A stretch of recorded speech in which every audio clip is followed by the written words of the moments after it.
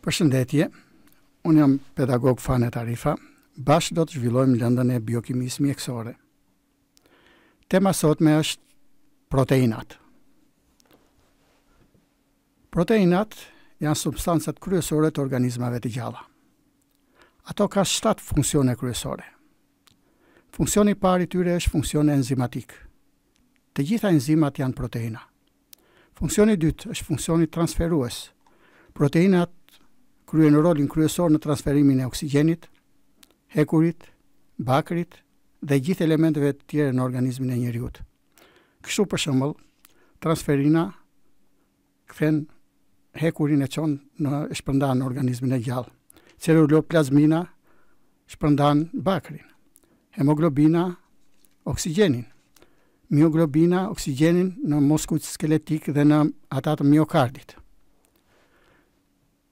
Funksioni i tretë i proteinave është ai mbrojtës. Proteinat krijojnë antitrupa mbrojtëse. Për shembull, lizina që ndodhet në pështymin e njeriut është antitrupi i parë mbrojtës i organizmit të njeriut. Funksioni i katërt është funksioni hormonal. Proteinat shërbejnë si hormone. Shembull më tipik i tillë është insulina, e cila përbëhet nga 2 vargje polipeptidike të lidhura me një unaz zingu. Funksioni i pestë i tyre është funksioni mbështetës skeletik dhe rasti i tillë është kreatina, e cila shërben në formimin e flokëve, thonjve e tjera. Funksioni qelizor për endocitozën dhe egzocitozën dhe funksioni mbrojtës kundër stresit. Një rol të tillë për shembull e luan citokromi P450.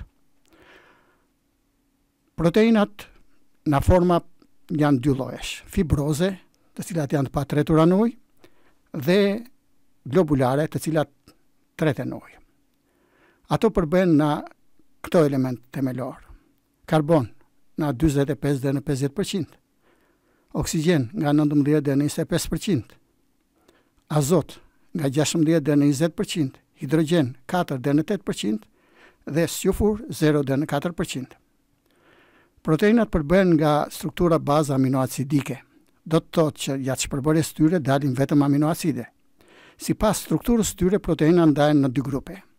Në proteina të thjeshta dhe të konjuguara. Të thjeshta janë ato proteina që nga shpërbërja e tyre dalin vetëm aminoacide, ndërsa proteinat që përveç aminoacideve përmbajnë dhe elemente të tjera shtesë, quhen proteina të konjuguara. Proteinat e konjuguara kanë elementi shtesë që quhen grup prostetik, ndërsa pjesa proteinike quhet apoprotein. Grupi prostetik mund të jetë metal, mund të jetë një grup lipid, mund të jetë glukozë, mund të jetë dhe një grup fosfat. Dhe sipas tyre, proteinat marrin emrin lipoproteina, glukoproteina, fosfoproteina, metaloproteina. Aminoacidet themelore që marrin pjesë në strukturën e proteinave janë 20 të formës standarde, të cilat ndahen në 4 grupe: në aminoacide jo polare dhe neutrale, aminoacide polare dhe neutrale, aminoacide acide dhe aminoacide bazike.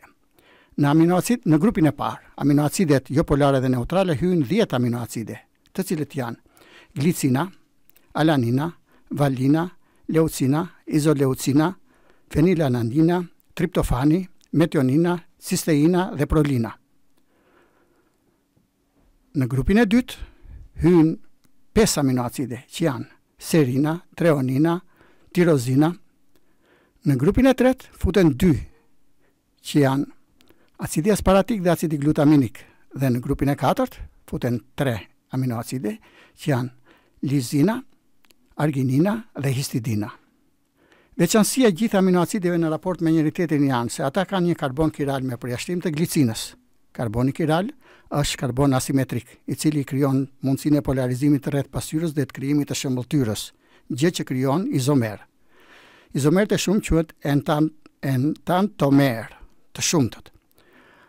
Glicina nuk krijon asnjë izomer, për arsye sepse ajo ka simetri, domethënë ka rreth karbonit 2 atome hidrogjen të barazvlefshëm.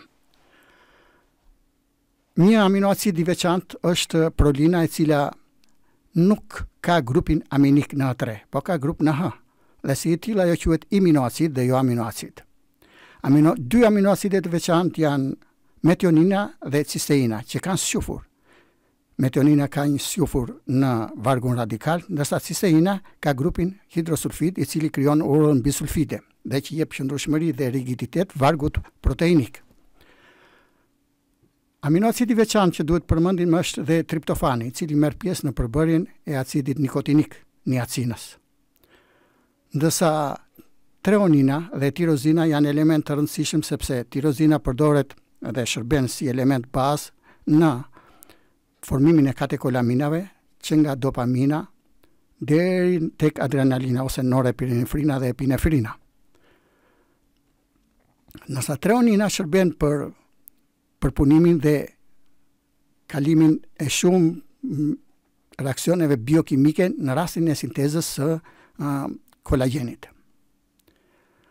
Duke folur për aminoacidet, duhet të ndalemi veçanërisht në ato reaksione që krijojnë aminoacidet me njëri tjetrin. Do të thotë që aminoacidet formojnë peptidet me lidhjet amidike. Lidhja amidike është lidhja midis grupit N3 me grupin karboksil COOH. Aminoacidi i parë zakonisht lidhet me aminoacidin e 4. Pra grupi amidik i aminoacidit të parë lidhet me grupin karboksil të aminoacidit të 4. Megjithatë, ky është një rregull i përgjithshëm, por ka dhe përjashtime, sepse me qenë se në përgjithësi gjithë aminoacidet janë në pozicionin cis, pra në pozicionin L, vetëm në një rast veçantë mund të jenë në pozicionin trans, pra në pozicionin D. Me kaq e mbyllim këtë leksion.